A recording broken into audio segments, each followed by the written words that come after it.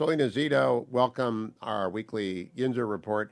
Salena, in your latest column, you point out that in late September, an NBC poll found that three-quarters of voters say they have deep concerns about Mr. Biden's age and fitness. Nearly half expressed concern about Mr. Trump's age and mental fitness. Those concerns have only had to have gotten worse this week, don't you think? Yeah, absolutely. And I think that's why, if you just have looked at some of the rolling polls that have happened this week during the aftermath of what happened on October 7th, you see that that hasn't moved. In fact, it's even gotten worse for Biden and Trump in terms of an overall look at these men and how voters feel about both of them.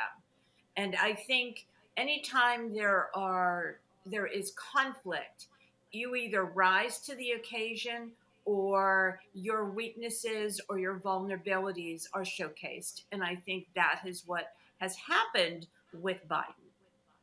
Well, the Pele interview was just your column this morning, summing up your three. In fact, let's start there. Would you tell people about your 3 weeks on the trail in Pennsylvania talking to voters about both Trump and Biden? Right. I had a 3-part series in the Post Gazette. Y'all can check it out at selenazito.com. And I looked at the three different sort of emerging silos of voters that are going to impact this election. There are the ride or die Biden voters, ride or die Trump voters, and the majority voters who say, oh my goodness, anybody but these two.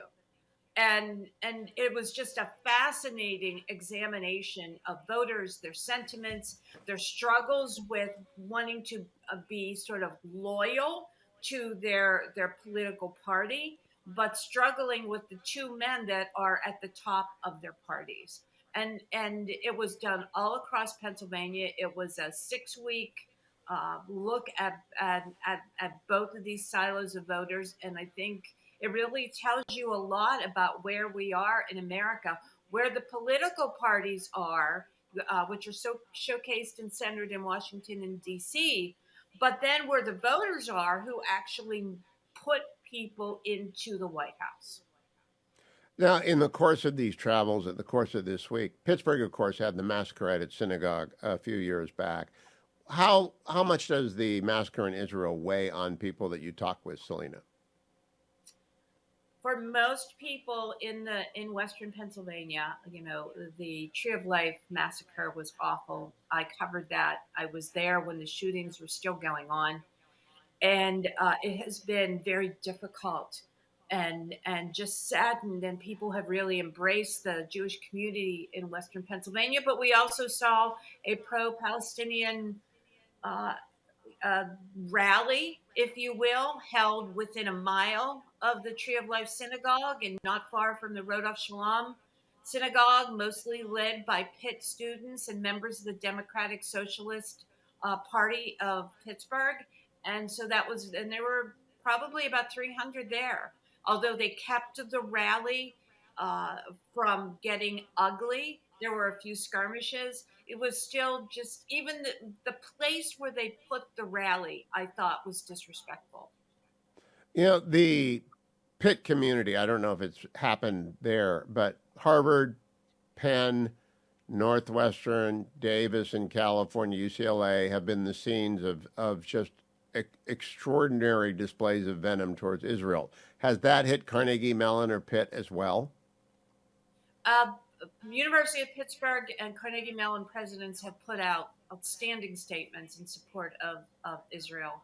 And but you see in the professors that are at the schools, and you see with the students a disconnect, and you see a lot of support away from Israel, and it's deeply concerning. But it shouldn't surprise you and I, or people that listen to your show.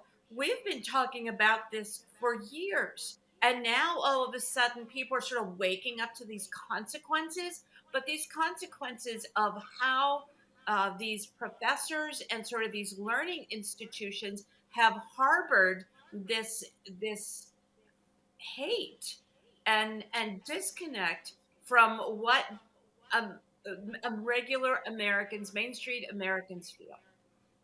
I hope, Salena, that you have time to go over to the campuses of your local universities and let us know. Big Penn State, Ohio State game this weekend. They'll be ebullient over football. They won't be doing demonstrations, but I'd like to know about the ones that are closest to you, whether or not they are indulging in the idiocy of Harvard and Northwestern and Penn.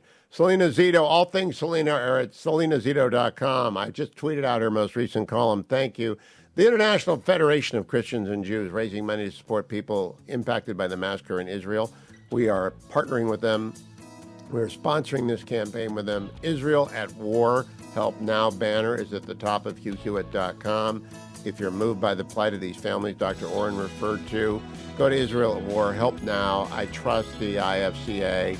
I know them. I've known them for a long time. Not a GoFundMe. The International Fellowship of Christians and Jews. Very reliable. Stay